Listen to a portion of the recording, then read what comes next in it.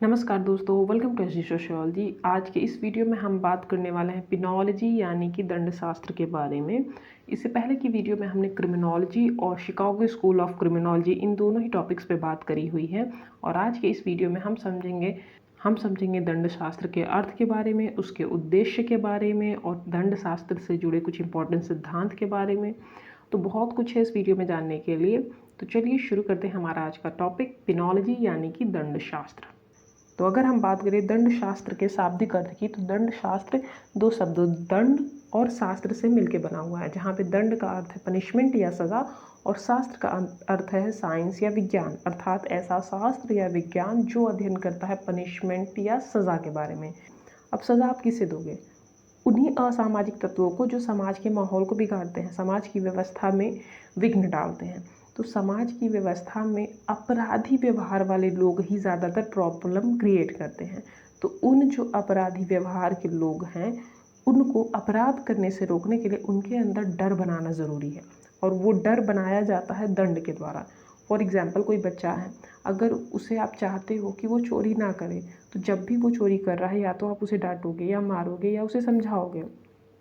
तो अगर उसे आप समझा रहे हो और नहीं वो सुधार हो रहा है, तो आप उसे मारोगे भी ना। तो ये जो मार रहे हो आप उसे, वो दंड दे रहे हो। इस दंड से जब उसे मार पड़ी, उसे चोट लगी, तो नेक्स्ट टाइम वो जब चोरी करने जाएगा तो उसे दिमाग में आएगा कि नहीं, अगर अब मैं चोरी करूँगा तो मुझे मार पड़ेगी और मुझे दर्द होगा। तो ये जो डर है, इसी तरह समाज में पाए जाने वाले अपराधियों के मन में भी भय उत्पन्न किया जाता है, जिससे कि वे समाज में ऐसे व्यवहार ना करें जिससे समाज को या समाज के लोगों को या समाज की व्यवस्था में कोई प्रॉब्लम आए।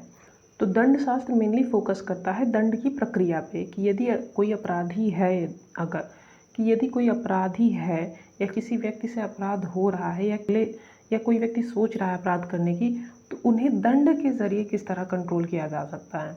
तो दंड शास्त्र अपराधियों के लिए दंड की प्रक्रिया और सिद्धांतों का अध्ययन है, खासकर आपराधिक न्याय प्रणाली तथा जेल से संबंधित। अब अगर आप अपराध को जान गए हो, दंड को समझ रहे हो, तो अपराधियों को अपराध करने से रोकने के लिए या तो आप उन्हें जेल भेजोगे, या तो जुर्माने लगाओगे, या तो कोई और दंड दोगे। तो जेल में रखना है ना, तो जेल से भी संबंधित बातों का अध्ययन कौन करता है? दंड शास्त्र करता है। क्योंकि आप एक तरह से किसी को जेल भेज रहे हो तो भी सज़ा ही दे रहे हो कि वो इस सामाजिक व्यवस्था को हानि पहुंचा रहा है। तो अब उस सामाजिक की व्यवस्था से उसे कुछ समय के लिए दूर रखा जाएगा, बंद करके जेल के अंदर। तो दंड शास्त्र खासकर आपराधिक न्याय प्रणाली तथा जेलों से संबंधित है, यानी जेलों के बारे में भी अध्ययन करता है और आपराधिक न्याय प्रणाली कैसे काम करती है, अपराधियों को किस प्रकार सज़ा दी जाती है, किस प्रकार किसी पीड़ित को न्याय दिया जाता है, इन सारी बातों के बारे में दंड शास्त्र अध्ययन करता है। और दंड शास्त्र अपराध शास्त्र यानी क्रिमिनोलॉजी की एक शाखा है, जो अपराध और अपराधी व्यवहार का व्यापक अध्ययन करती है। अर्थात क्रिमिनोलॉजी के अंतर्गत हम क्राइम और क्रिमिनल बिहेवियर के बारे में बहुत डीपली अध्ययन करते हैं, गहन अध्ययन करते हैं। उसी की एक शाखा है, मान लो ये पेड़ है, ठीक है, अपराध शास्त्र का, क्रिमिनोलॉजी का, इसमें की एक शाखा क्या है? दंड शास्त्र, जो अध्ययन करती है कि यदि कोई अपराधी है या अपराधी व्यवहार कर रहा है, तो उसे सज़ा के ज़रिए, उसे सज़ा या पनिशमेंट के ज़रिए कैसे सुधारा जा सकता है या उसको अपराध करने से रोका जा सकता है और समाज की व्यवस्था को बनाए रखा जा सकता है। अब ज़रा सा हम दंड शास्त्र के उद्देश्य देख लेते हैं, उससे हमें और क्लियर होगा कि दंड शास्त्र मुख्यतः किन बातों पे फोकस करता है। अगर हम बात करें दंड शास्त्र के उद्देश्य की, तो मुख्यतः 3 उद्देश्य यहाँ पे लिखे हुए हैं। देखो, दंड शास्त्र का क्या उद्देश्य है? यह समझना कि समाज अपराधियों को कैसे दंडित करता है, किन किन विधियों द्वारा दंडित करता है, और जिस प्रकार से वो जिन विधियों द्वारा दंडित करता है उसके पीछे उनकी क्या विचारधारा रहती है।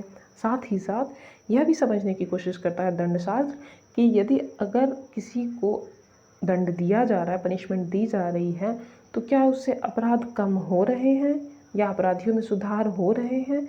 मतलब अगर आप किसी को सज़ा दे रहे हो तो क्या वो प्रभावी है? सज़ा देने से उसके व्यवहार में परिवर्तन हो रहा है? वो अपनी जो गलतियां हैं, जो अपनी कमियां हैं, वो सुधार कर रहा है? वो अपनी अपराधी प्रवृत्ति को रोक रहा है? अगर हाँ, तो फिर आप दंड कारगर मान सकते हो, प्रभावी मान सकते हो। बट अगर नहीं सुधार हो रहा है, तो इसका मतलब आप उसमें कहीं कोई गलती कर रहे हो, उसको सुधार करने की ज़रूरत है। तो कोई भी समाज अपने समाज में पाए जाने वाले अपराधियों को कैसे दंडित करता है, इसको समझना, और विभिन्न दंड विधियों के पीछे की विचारधारा, यानी कि छोटी गलती है तो छोटी सज़ा, बड़ी गलती है तो कठोर सज़ा। कठोर सज़ा के अंतर्गत आपका सज़ाए मौत भी आता है, और छोटी सज़ा के अंतर्गत आपके जुर्माने, कुछ दिन की जेल, 1-2 घंटे, 24 घंटे या कुछ महीने, ये सब होते हैं। तो दंड शास्त्र के क्या ऑब्जेक्टिव है?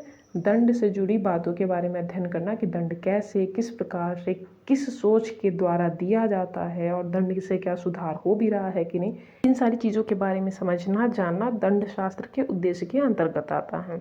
यानी कि दंड शास्त्र मेनली फोकस करता है अपराधी को दिए गए दंड से रिलेटेड बातों के बारे में कि दंड कब, कैसे, किस तरह, किसके द्वारा, कितनी मात्रा में, किस गलती के लिए कैसे दिया जा रहा है, क्या उससे सुधार हो रहे हैं कि नहीं, उसके रिजल्ट्स क्या आ रहे हैं। पूरा A to Z दंड शास्त्र दंड के ही बारे में अध्ययन करता है।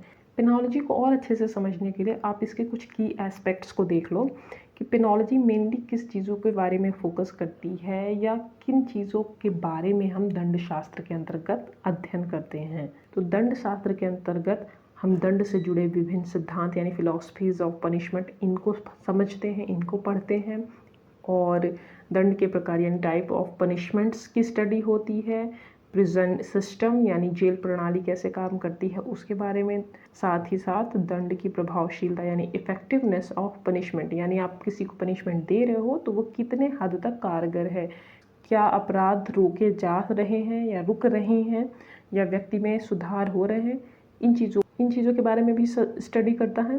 साथ ही साथ ऐतिहासिक और सांस्कृतिक संदर्भ यानी कि हिस्टोरिकल एंड कल्चरल कॉन्टेक्स्ट के आधार पे भी किसी बातों को क्राइम माना जाता है, किसी को नहीं, और किसी चीज़ के लिए किस प्रकार की सज़ा है वो आपकी ऐतिहासिक और सांस्कृतिक माहौल के ऊपर भी डिपेंड करती है। जैसा समाज रहेगा, जैसे वहाँ के कल्चर रहेगी, उसी हिसाब से आपके बिहेवियर को क्राइम की कैटेगरी में रखा जाएगा, या सीरियस क्राइम या सीरियस पनिशमेंट की बात वहाँ पे करी जाएगी। तो अब हम थोड़ा सा एक एक करके इनके बारे में समझ लेते हैं। तो सबसे पहले हम बात करते हैं दंड के सिद्धांत के बारे में। तो देखो, दंड के सिद्धांत का तात्पर्य क्या है कि दंड शास्त्र के अंतर्गत हम उन सिद्धांतों के बारे में अध्ययन करते हैं जो कि ये समझने का प्रयास करते हैं कि दंड के पीछे के कारण क्या थे। अगर किसी को पनिशमेंट दी जा रही है तो किस वजह से दी जा रही है। तो उसके अंतर्गत प्रतिशोध, निवारण, सुधार, निष्क्रियता या पुनर्स्थापन जैसी चीज़ें आती हैं। अब अगर प्रतिशोध की हम बात करें तो प्रतिशोध के पीछे का विचार क्या है? वो यह है कि अपराधियों को उनके अपराध के ही बराबर, उसके अनुपात में ही दंड मिलना चाहिए। यदि किसी की वजह से किसी की आँख गई है तो उस अपराधी की भी आँख जानी चाहिए। आँख के बदले आँख, खून के बदले खून, सर के बदले सर, ये जो रूल है उसको हम प्रतिशोध के अंतर्गत रखते हैं। और सेकेंड है निवारण।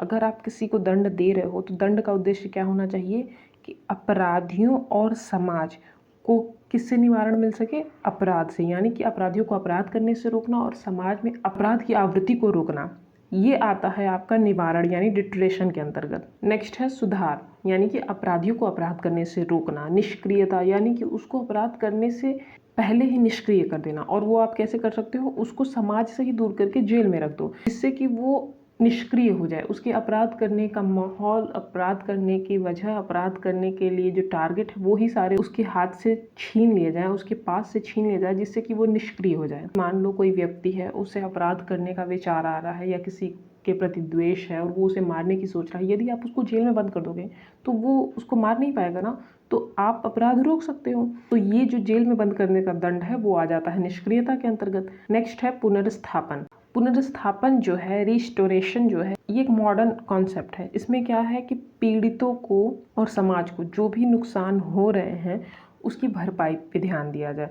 अक्सर क्या होता है कि कई लोगों के बीच में जब झगड़े होते हैं तो सुलह करवा के मैटर को सेटल करने की कोशिश जो की जाती है वो होता है पुनर्स्थापन। कभी कभी ऐसा होता है कि आवेश में आके इंसान अपराध कर बैठता है, इंटेंशन उसका नहीं होता, बट किसी वजह से अगर छोटी मोटी बातों में कुछ गलतियां हो रही हैं तो उनको आप सुधार सको, उसमें सुलह करवा सको, सारी चीज़ें पुनर्स्थापन के अंतर्गत आती हैं। नेक्स्ट क्या है दंड शास्त्र कि वो समझता है दंड के प्रकारों के बारे में। अब अगर हम दंड के प्रकार बताएं तो उसमें निम्नलिखित प्रकार है: कारावास है, जुर्माना है, सामुदायिक सेवा, परिवीक्षा, मृत्यु दंड यानी कैपिटल पनिशमेंट।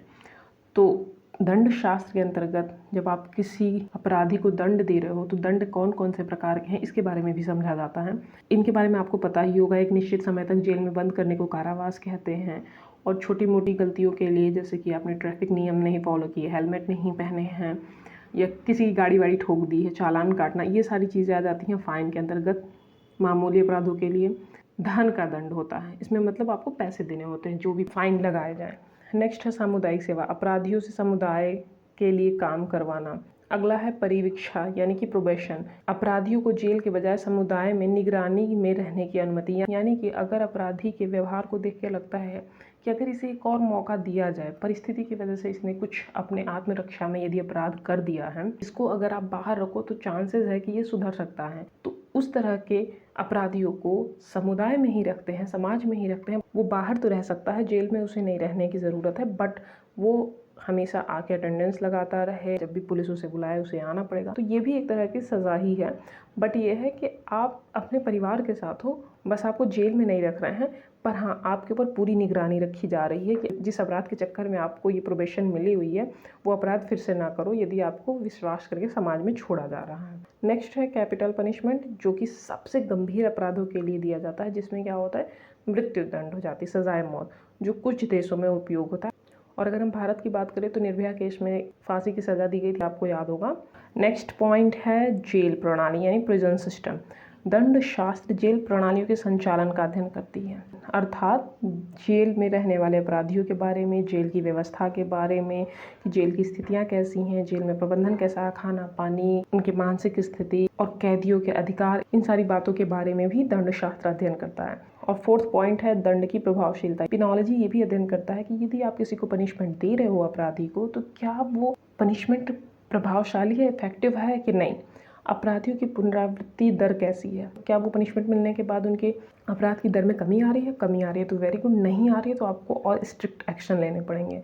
साथ ही साथ दंड के समय जब कारावास की सज़ा होती है तो उसमें भी कई सारे ऑप्शन होते हैं, जैसे पैरोल, इलेक्ट्रॉनिक निगरानी या नशा मुक्ति अदालतों। तो मतलब दंड की प्रभावशीलता के अंतर्गत क्या आता है कि यदि आप किसी को पनिशमेंट दे रहे हो तो उनके सुधरने या न सुधरने में क्या इन सारी चीज़ों का भी प्रभाव पड़ता है या नहीं, इन सारी बारीकियों के बारे में दंड शास्त्र अध्ययन करता है। और लास्ट हेडिंग है ऐतिहासिक और सांस्कृतिक संदर्भ, यानी कि दंड शास्त्र यह भी देखता है कि अलग अलग समाज और संस्कृतियों ने दंड के विभिन्न तरीकों को कैसे अपनाया है।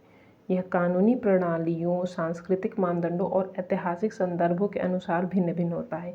यानी अगर किसी को दंड दिया जा रहा है किसी अपराध के लिए, तो वो किस प्रकार का दंड है और किस प्रकार का अपराध है, ये जो चीज़ें हैं ये किसी भी समाज के सांस्कृतिक और ऐतिहासिक संदर्भों पर भी निर्भर करती हैं।